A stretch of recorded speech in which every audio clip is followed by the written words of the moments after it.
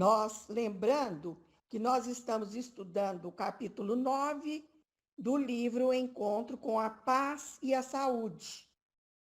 E o nosso tema de estudo é a conquista da consciência. Então, nesse capítulo 9, Joana aborda todo o processo de evolução da consciência na conquista do self através das várias reencarnações.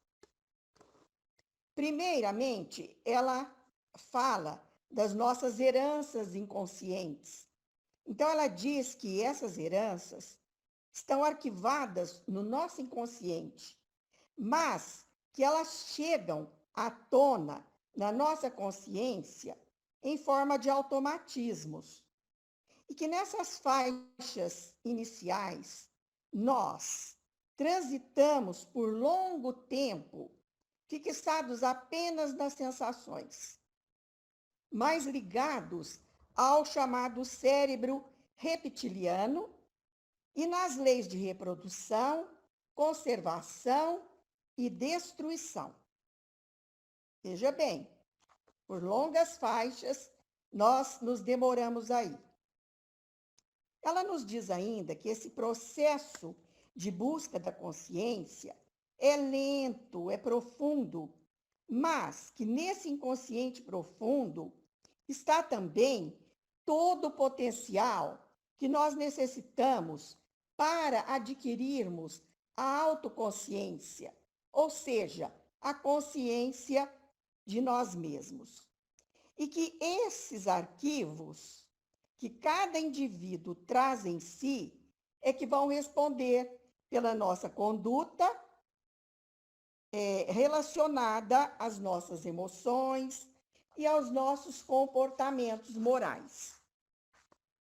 Ela afirma ainda que a inteligência, nesse contexto, desabrochou há apenas 200 mil anos, quando surgem as faixas inaugurais da razão, e que essa conquista da consciência ainda é um grande desafio que nós temos que enfrentar e que exige de nós um grande esforço, uma grande força de vontade. E ela diz ainda que todo esse processo passa por diferentes níveis, como consciência de sono sem sonhos, que é o primeiro estágio. Nessa fase, os acontecimentos se expressam de maneira automática e repetitiva, retendo o indivíduo nos instintos primários, em que a vontade, que é o desejo de mudança, é ação, ainda não está bem estruturada. Então, a razão ainda está carente de ser bem estruturada para entendermos a realidade tal qual ela é.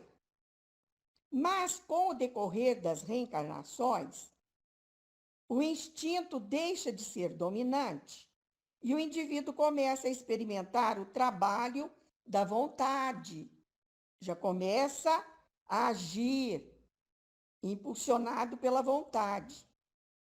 E as manifestações estavam apenas no campo do sensório, possibilitam o desabrochar das emoções.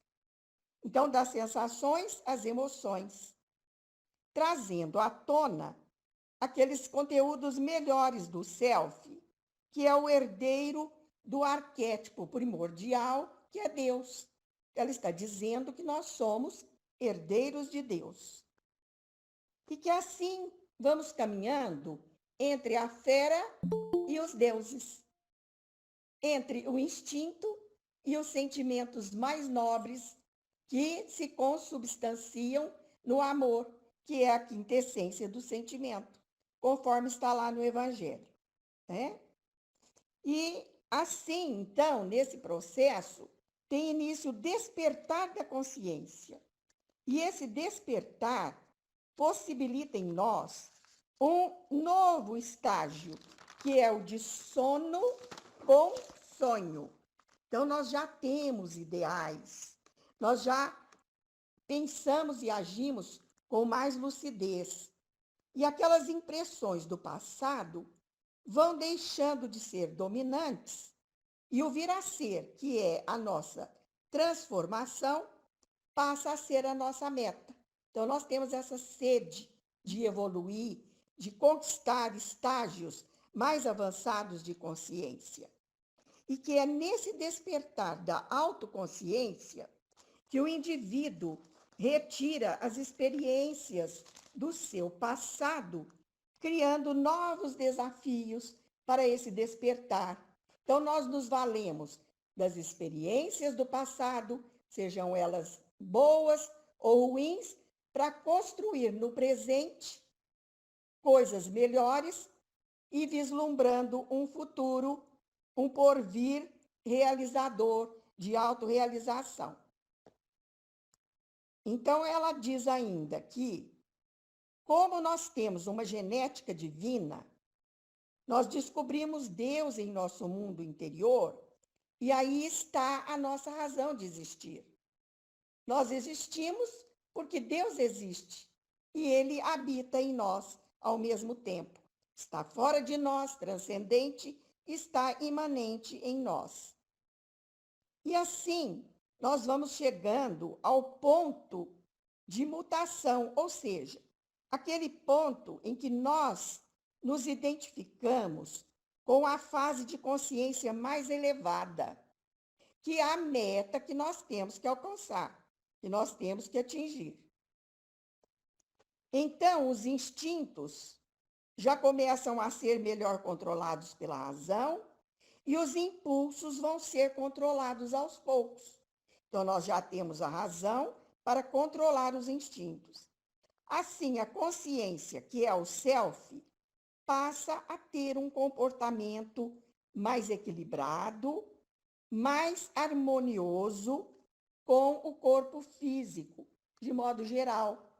E nós vamos, então, nos curando aos poucos, nos curando de nossas enfermidades, da alma e do corpo.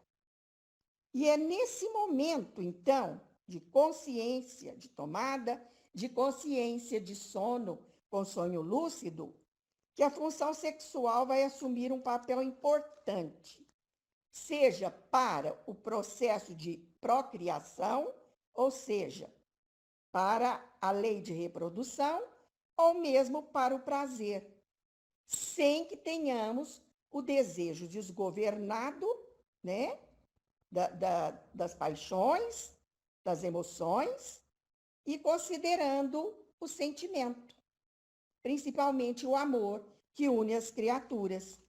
Então, o ser assim, nesse processo, vai ao encontro do belo, do bem, do verdadeiro, e encontrando o belo dentro de si, ele projeta esse mesmo belo que irá encontrá-lo nas coisas exteriores, no mundo, na vida. E aí que surge, então, o amor como base do sentimento, promovendo essa união que eu acabei de falar entre as criaturas. Então, o ser passa a vislumbrar um nível mais elevado de consciência, que é o objetivo cósmico e transcendental. Ou seja, nós um dia seremos seres cósmicos. E nessa fase, já não basta apenas o conhecimento, há necessidade da aplicação desse conhecimento em nosso benefício e em benefício do próximo. Assim nós nos conectamos com Deus, conosco e com o nosso semelhante. Aí ela fala da consciência plena. Então ela diz o seguinte, que ao alcançar o nível de consciência de sono com sonho, o indivíduo ainda não consegue ver a realidade com exatidão. Mas vai surgindo o ser moral, onde o bem e o mal marcam o entendimento da vida. E então o indivíduo passa a justificar seus erros, dizendo que não conseguiu controlar os seus impulsos. Mas surge também o discernimento, que através da vontade vai possibilitar o desabrochar do pensamento e do raciocínio. E com o pensamento vem também o sentimento, para que possamos melhor compreender os acontecimentos. E surge também a culpa. Nós já passamos a ter consciência de culpa diante do erro cometido, que surge em forma de remorso e arrependimento e na busca da reparação. E que é que Joana nos recomenda em outras obras? Que nós precisamos substituir a culpa pela responsabilidade de nossos atos. E ela esclarece que a existência do mal é apenas relativa, pois o mal é a ausência do bem. E diz ainda que, ao alcançar a consciência plena, conquista-se o estágio superior de peregrinação terrestre, atingindo então o Cristo cósmico, que entende bem como funciona o universo, suas leis, porém ainda de forma relativa, pois absoluto só Deus.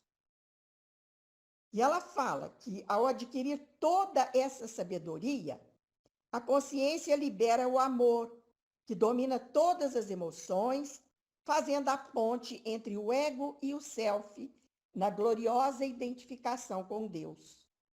Atingindo esse estágio, que Joana chama de luminoso, já não é mais a personalidade que vive, mas sim a essência divina que habita em nós, nos libertando do cárcere das reencarnações, para iniciar novos ciclos de evolução transcendental.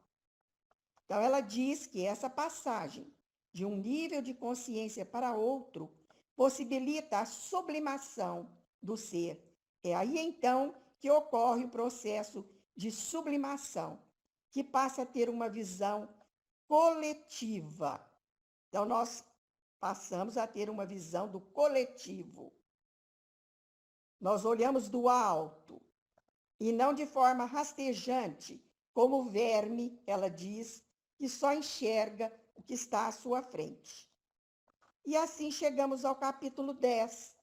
E neste capítulo, em busca da iluminação interior, Joana nos diz que o ser humano está destinado à plenitude, ou seja, ao estado que ela chama de luminoso, e que todo esse esforço para chegar a esse estágio deve ser feito para que o processo de aprimoramento moral e espiritual seja feito com segurança, sem retroceder nas decisões. Então, se eu tomei a decisão de seguir em frente, de melhorar, não há como retroceder. E também sem temer os avanços com relação a tudo aquilo que nós já conquistamos. Então, nós não precisamos ter medo nem de avançar e nem precisamos retroceder diante de todas as conquistas. E que, saídos dessas heranças ancestrais, nossa evolução é feita de vitórias do self sobre a sombra densa, que dificulta o nosso discernimento, ou seja, o que posso e devo, o que devo e não posso, o que posso e devo fazer diante de um desafio qualquer que se ponha diante de mim. E assim nos libertamos daqueles hábitos doentios e vamos aos poucos substituindo esses hábitos doentios por outros saudáveis que vão facilitar o nosso caminhar em direção ao futuro. E nesse estado luminoso, profundamente ligados com Deus, do qual somos herdeiros, já foi possível identificar no ser humano um gene específico da crença no soberano Senhor. Então, cabe lembrar aqui que Joana não fala, pelo menos por enquanto, sobre uma experiência que teve o cientista Francis Collins, que foi o diretor do projeto Genoma Humano. nos anos 90. E ele diz o seguinte: uma sensação arrebatadora de admiração eu senti quando estava participando do projeto Genoma Humano e ele e sua equipe decodificaram a sequência do DNA, reforçando a crença que ele já tinha em Deus, pois quando jovem ele era ateu, depois passou a acreditar em Deus e, ao deparar com a sequência do DNA, decodificando o DNA humano, ele sentiu essa sensação de arrebatação, de estado luminoso, em que ele encontrou a partícula divina e ele escreveu um livro, A Linguagem de Deus, em que ele fala que o DNA é a linguagem que Deus expressou para criar a vida e que a ideia de Deus é uma crença universal. E agora eu passo a palavra para Marlene.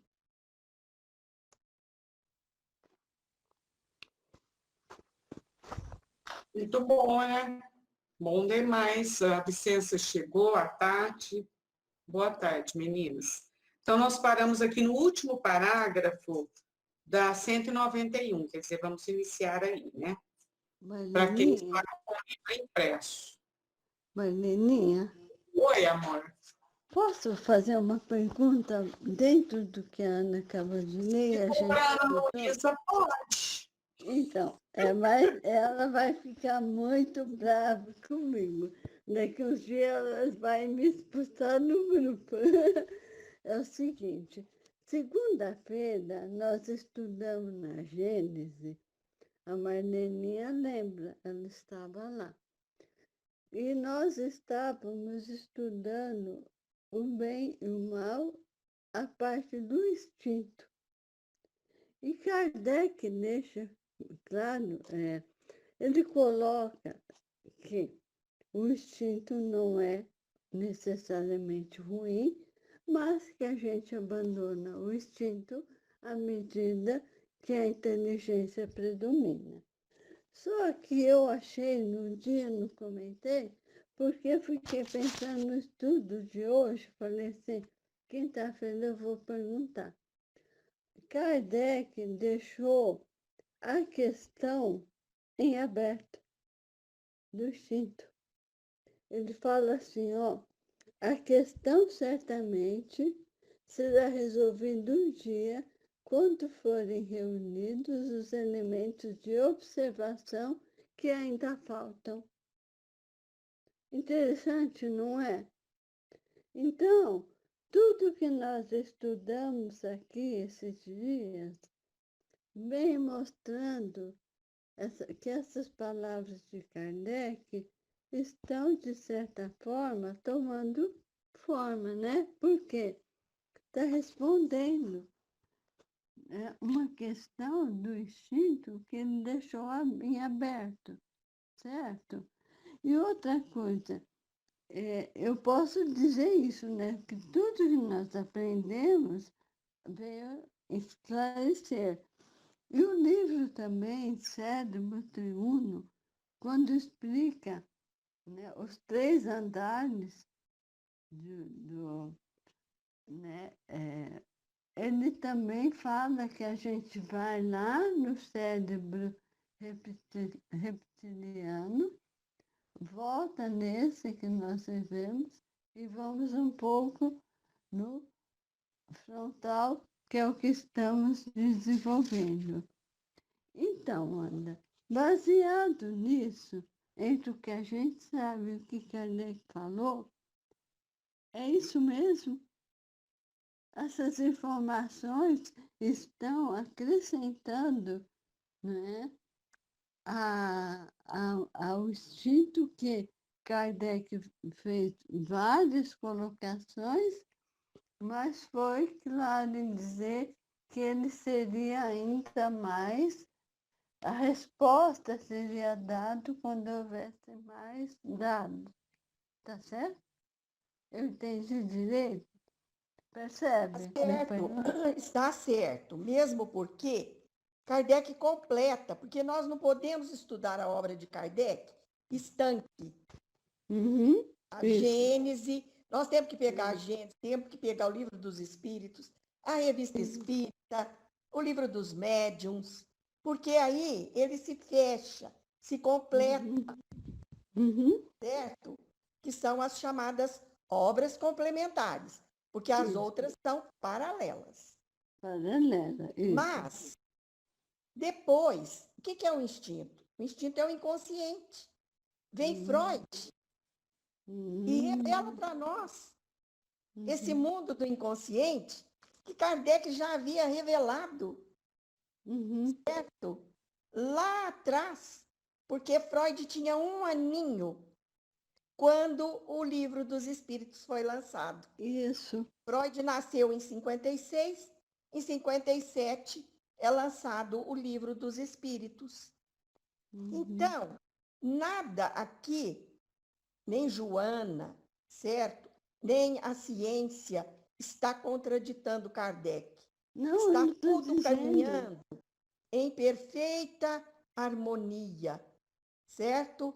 Esses instintos, como você disse, que estão arquivados lá no cérebro reptiliano, desde as nossas faixas inaugurais, lá em que o princípio inteligente já começa, já inicia o seu processo de individuação no hominal, certo?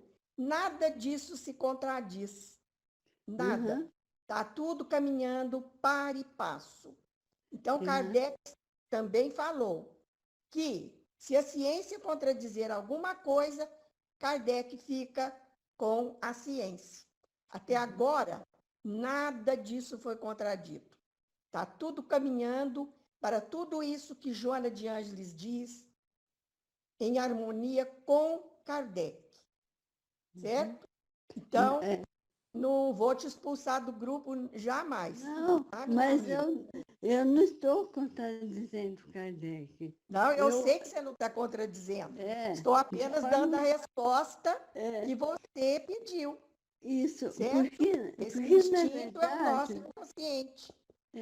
porque na verdade, assim como a psicologia e a psiquiatria reforça esses argumentos colocados por Kardec, assim como a biologia veio esclarecer a evolução, não é, de alguma forma, né, colaborando com o edifício que Kardec, né, deixou, né? Aí eu falei, gente, o que o Kardec está falando aqui, né, que vai acontecer mais informações, né, já aconteceram e vem aumentar, né, aquela informação inicial que ele já deixou. É impressionante, porque a psicologia, a psicanálise não contradiz Kardec, assim como a biologia até hoje, né? O que a gente sabe, não veio contradizer, né? E a humildade O dele. espiritismo, ele é a síntese do conhecimento humano, certo? Então, todo conhecimento humano está sintetizado, graças a Deus, na doutrina espírita. Ele é a síntese mesmo de tudo. E Kardec abrangeu todos esses campos aos quais você se referiu aí, né? Veio Darwin, veio Freud, veio Jung, e outros virão. Outros vieram e outros virão, cada vez mais rumando para essa tomada de consciência. Vem a psicologia transpessoal, consciencial, que vem reforçar tudo isso. Por quê? Segundo Kardec, onde estão escritas as leis de Deus? na consciência. Uhum. Então, está tudo ali. O código está ali, certo? E a genética divina está em nós. Ficou provado com essa fala do grande cientista, diretor do projeto Genoma, Francis Collins. Escreveu o livro A Linguagem de Deus. E eu quero ler esse livro. Não li ainda, mas Vou quero ler. ler. Vou anotar, eu vou procurar também. É muito bonito o estudo. Eu amei a conexão que a gente fez, né? Segunda, eu estava lendo e falei, eu comecei a pensar tudo isso, falei, gente, eu acho que eu estou certa. Tudo isso está colaborando. Vem somar o que Kardec, né? Veio, Exatamente. não é? Veio explicando. Aí eu juntei aqui, juntei isso tudo de hoje, falei, gente, fecha tudo. Aí eu falei, eu vou perguntar para ver se eu estou, né, assentando o meu tijolinho corretamente, né? Porque Você está senão... assentando o seu Certinho. tijolinho sobre a rocha e não sobre É, a areia. Obrigada, tijolinho viu, é Ana? certinho. Muito obrigada, Ana. Nada. Então, vamos lá, gente. Né? Em busca da iluminação interior, nós já havíamos lido 4 parágrafos, agora dando continuidade. Dessa forma, né, que a Ana acabou de falar, que existe um gene específico em cada um de nós, né, que é o gene de Deus. Dessa forma, a busca da iluminação, isto é, da conquista da autotranscendência, é o impositivo da evolução, que não mais se compadece do estado de sombra por onde perambula, impulsionando-o aos tentames contínuos até o momento em que se sente invadido pela paz que dele dimana. Então, essa busca da iluminação aí, que já nós estamos ouvindo, que a Joana vem falando, a Ana explicou, né? É a conquista da autotranscendência, ou seja, nós vamos nos transcender, né? Vamos buscar essa nossa iluminação. Isso é lei, isso é evolução, isso é impositivo, ninguém fica para trás. Não vai ser só um ou outro que vai conquistar, né? Todos nós. E aí, se mais alguém quiser completar, complete, senão eu passo para a Nara, que eu vou seguindo aqui a minha ordem, viu, gente? Eu só quero dizer, Marlene, que Ah, o ateísmo, ele é completamente artificial, né? Ele é postiço, porque Deus está em nós e não tem como então, negar. Não tem. é uma rebeldia daquele ser temporária, né, Ana? É uma Do rebeldia, orgulho, se a gente for ver. do orgulho, do egoísmo. É. Mas é temporária, porque a pessoa vai sair dessa, né? Vai. É temporário porque você, como você leu, a pessoa não mais se compadece do estado de sombra onde perambula. Quer dizer, ele não quer mais ficar ali, ele quer ir para frente, né, Marlene? Então, olha lá, impulsionando aos tentames contínuos, até ele sentir Deus em si, porque ó, quando ele fala aqui, ó, quando se sente invadido pela paz que dele dimana, olha que coisa linda, que beleza essa afirmativa da Joana. Mesmo, que Quer coisa dizer, a mais hora que a linda. gente, porque a gente fala muito, até comentando um pouquinho a sua parte ainda antes de ler, a gente fala assim, nós não sabemos como Deus é, nós não temos noção da natureza íntima de Deus, nós não temos sentidos para isso, como foi falado já em outras aulas aqui, em outras reuniões, mas nós somos capazes de sentir Deus. E aí a gente ouve, até tem uma palestrinha uma palestra de uma fala pequena do Haroldo, que ele fala que o repórter perguntou para a Madre Teresa, né? quando a senhora fala com Deus, o que ele fala para a senhora? Aí ela fala, ele não fala nada, nada. Sim, mas o que a senhora fala para ele? Eu também não falo nada. Então, não precisa falar. A Madre Teresa expressa isso para ele, como, quer dizer, como a senhora pede para Deus? Não, eu não falo nada, eu só penso nele. E o que ele responde? Ele também não responde nada, não ouço nada. Por quê? Não precisa. Ela já sentia plenamente Deus nele. Deus nela, perdão. Então, sentir Deus nós somos capazes. Então, eu acho que é a hora, como fala aí na última frase, é a hora, é o momento em que se sente invadido pela paz que nele dimana, que dele dimana. É o momento que aquilo vem assim e nos dá uma planificação, que nos dá um sentido diferente para a vida. Eu acho que a gente já tem, assim, insights disso, porque é lógico que ainda não vivemos isso permanentemente.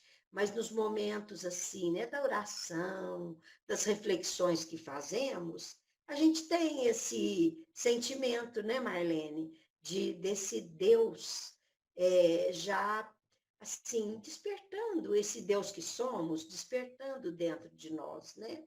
Então, vou continuar a ler aqui. Ó. A princípio, essa necessidade manifesta-se em forma de vazio existencial, que se lhe faz um tormento de insatisfação, diante da qual nada consegue como conquista da harmonia ou da alegria de viver. Então, o que acontece? Quando nós começamos a despertar para essa realidade, que nós passamos a querer outras coisas, vem esse vazio existencial, quer dizer, as coisas ilusórias, as coisas do mundo já não nos satisfaz. Nós queremos algo diferente. Nós queremos uma planificação interior. Então, olha lá, ó, esse vazio que se lhe faz um tormento de insatisfação. Isso é um mecanismo divino, eu entendo, do que a gente já estudou, é um mecanismo divino natural que nos impulsiona para o progresso, para o querer. Por isso que eles falam assim, que o espírito nunca vai ficar no estado de inferioridade, porque a perfeição é um determinismo divino. Então, a pessoa pode não querer ir para frente, o espírito não querer fazer nada e se manter ali naquele passo. Mas o mecanismo divino que ele tem dentro de si o impulsiona, porque vai trazendo a ele essa insatisfação, esse vazio, que ele passa a querer algo mais. Ele não é uma coisa, é igual a culpa, né, Marlene? Quando a gente faz alguma coisa, não precisa de ninguém ter visto, não precisa de ninguém falar, você fez isso? Nada, nada.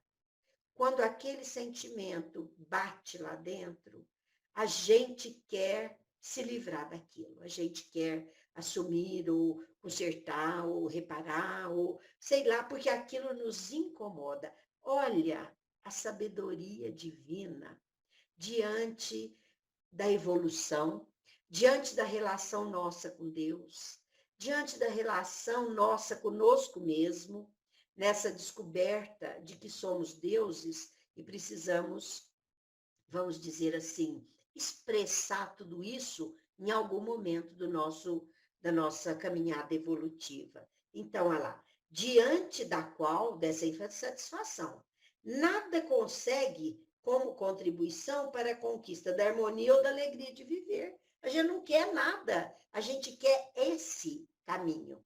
A gente quer essa conquista, a gente quer vencer esse desafio. E esse passo é importante demais para o espírito, para o ser humano, né? Porque é um momento, é um despertar mesmo, é um momento de querer, a vontade sendo, assim, trabalhada dentro de nós. Eu entendi que esse parágrafo fala isso. Agora aí. Ô, Nara, ela vai explicar no parágrafo seguinte tudo isso. Nossa, é porque eu não leio igual você, que estuda tudo antes. É prova que você tá na sintonia com ela. Oi, Delícia, você continua então, por favor? E você vê que agora é só ler, não preciso nem explicar, porque a Nara já falou tudo, né? Nada disso, você não pula fora, não. Não, né? Pode armazenar coisas, dispor de recursos financeiros e afetos, facilidades de natureza múltipla, e, no entanto, permanece a ausência de algo indefinível, que pode ser defluente de problemática pretérita, quando desdenhou ou utilizou-se equivocadamente das concessões do amor e da paz, ou da ingente necessidade de Deus. Então, às vezes, a pessoa fica nessa busca desenfreada, né? De dispor de coisas, de recursos financeiros, de pessoas, de amores, facilidades de natureza múltipla, mas lá no fundo fica aquele vazio. É um vazio existencial. E aí é o que a Nara falou mesmo, é isso que nos impulsou na procura desse algo indefinível, que no fim é Deus, né? Essa presença divina, esse querer se aperfeiçoar moralmente. Aí a gente vai se dando conta que por mais recursos, mais coisas que a gente tenha, não é isso que faz efeito. O que faz efeito é o que a gente é. Então, essa transformação do homem antigo no homem novo é que causa esse vazio.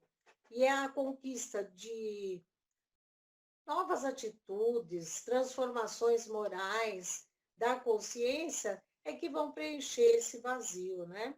Como diz a Nádia, eu acho tão bonitinho, foi isso que eu entendi nesse parágrafo. Acho bonitinho ela falar isso. Parece a Luninha, né? Mas é uma mestra.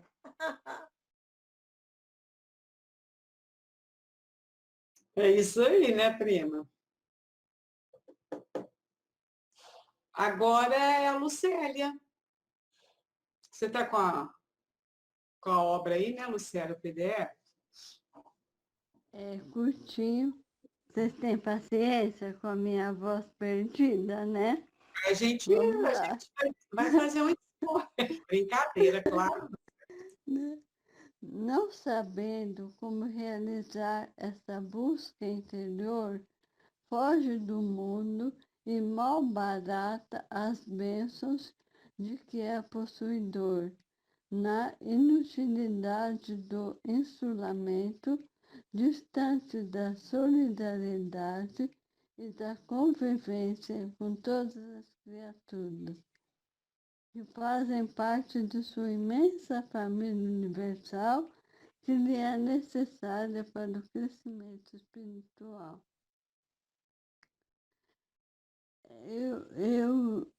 Eu entendi nesse parágrafo que ele complementa também uma coisa que foi comentada no anterior, que muito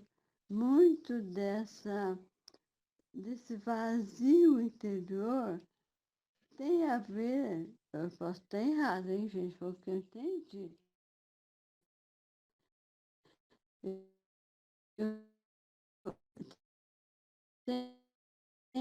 a ver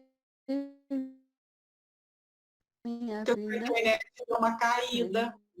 Vocês estão com alguma dificuldade? Eu acho que a internet da Lucélia deu uma caída, ou não, só para mim aqui. Deu sim, Marlene. Caiu. Deu, né? Alguma Agora eu acho que voltou, Lucélia. Pode voltar, se você não, por favor, explicar, porque a internet caiu, perceber ficou isso, estamos na sala.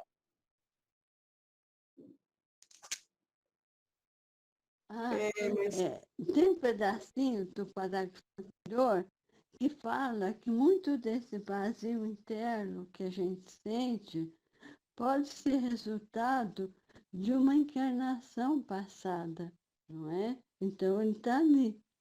E se a gente não procurar dentro de nós, se a gente não souber realizar essa busca interior dentro de nós, a gente não vai preencher esse vazio. vai tentar preencher com necessidades materiais, quando a necessidade é a convivência com o nosso próximo. Né? É isso que vai fazer com que a nossa consciência ela aflore cada vez mais. Né? Essa convivência com o ser humano. Isso não significa que as conquistas materiais não possam trazer isso. Por quê? Um cientista que está estudando e o resultado da descoberta dele resulta no bem da humanidade, é uma forma dele evoluir em consciência. O médico, o cientista aí na área de informática, de tudo, de toda descoberta, né? Que ela é em benefício do próximo, ela vai despertar nessa pessoa que está dedicando a vida dela para isso, para ela, né, evoluir a consciência dela. Né? É isso que eu entendi também, viu, gente? Me corrija se eu me enganei. Isso É isso mesmo. mesmo, porque aí é nesse ponto que nós passamos a olhar do alto, porque identificando essa essência divina em nós, nós temos um olhar de mais alto, né? Aí o nosso olhar externo, ele vai abranger a totalidade. E é aí que surge a solidariedade, que nós sentimos a necessidade de sermos solidários, porque estamos todos ligados. Olhando do alto, nós vamos ver que essa essência que é em nós, há em tudo. Há no mundo interno de todos, há no mundo externo. Né? E aí surge a solidariedade humana com base no amor, porque aí o amor já desabrochou em nós. É interessante que ontem eu vi uma reportagem e a pessoa que estava fazendo a abordagem, o cientista, dizendo, né? Eu fiquei pensando exatamente sobre isso, sobre a solidariedade. Que não adianta, por exemplo, algum país vacinar todo mundo e largar o outro para trás, ou vacinar algumas pessoas e largar outro para trás, porque aí não vai conseguir combater o vírus, né? E ainda fiquei pensando, olha que interessante, né? Olha o que nós temos que aprender. Ou é para todo mundo, ou ninguém vai se sentir extremamente seguro, né? Porque ele falou, um país, se ele vacina todo mundo, mas depois ninguém pode ir lá, ninguém pode sair de lá. Ou se você vacina as camadas ricas e as pobres, e aí? E é bem isso, nós temos que começar a entender o valor da solidariedade, né? Se é bom para mim, é bom para o outro, porque senão não vai ser bom para ninguém. Muito interessante, eu fiquei reflexionando sobre isso, sabe? Em relação ao que você está falando, Marlene, outro dia eu estava vendo uma foto na internet de como o universo, a matéria, está conectada. É uma teia de areia, tudo conectado um no outro. Eu falei, de repente você percebe que você também está conectado a tudo isso. Não há como não se conectar. Impossível.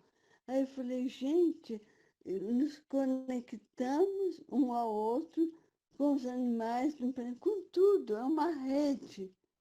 É uma rede que, se a gente não estiver conectado, a gente paralisa no conhecimento, na evolução. Impressionante, eu fiquei com a foto. E lá, Lucélia, lá na Gênese, Kardec, os espíritos, já falavam desse sistema de rede, hein? Para você ver como verdade. o espiritismo é mesmo uma doutrina de vanguarda, né? Não, Ele já falava nesse sistema de rede, é uma rede de pensamentos que se cruzam. Se nós pudéssemos ver, nós ficaríamos boquiabertos.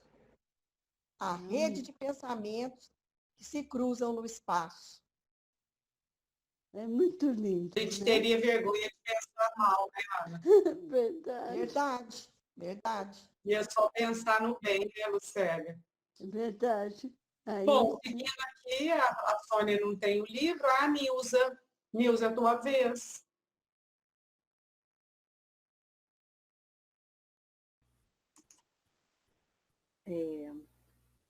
Nesse estado, não é isso? É, Nilza, nesse estado. Nesse estado de abandono de tudo e de todos, pode ocorrer-lhe o êxtase, a negação do ego e das suas necessidades. No entanto, faz-se inadiável a convivência com a vida em geral, a fim de poder tornar-se útil, contribuindo em favor dos demais. Então, é o que já foi até comentado, né? E essa reportagem que a Marlene falou, eu acho que foi a mesma que eu vi, foi no Jornal Nacional mesmo que foi? Marlene? Não, eu assisto um podcast, um podcast. Solidariedade, assim, sobre a solidariedade da pessoa, da gente, uma pessoa, falou uma senhora lá, né, se expondo, falando dessa necessidade, assim, de se preocupar, né, com as outras pessoas, que está precisando, que a gente precisa, né, fazer diferente do que a gente já fez.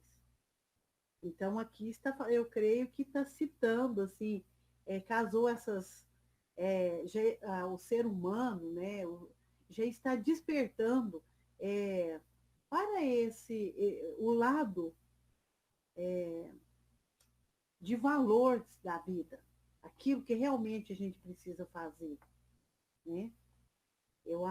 Tá muito assim, eu entendi nesse sentido, que o que vocês citaram agora, né, está na realidade do ser humano no geral.